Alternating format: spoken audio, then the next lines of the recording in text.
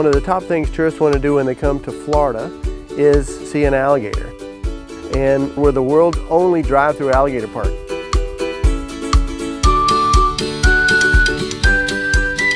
Here at GatorWorld we have about 15 acres and somewhere around 400 alligators, from babies to monsters.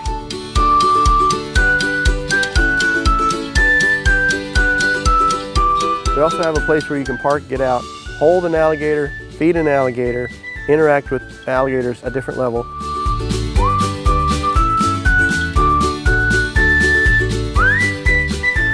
And we also have the farm animals that people can hold and touch and feel. Oh, look at Theo. Oh, look at you, Theo. He's like, We wanted to create a convenient and easy way for tourists to see an alligator by just hopping off the interstate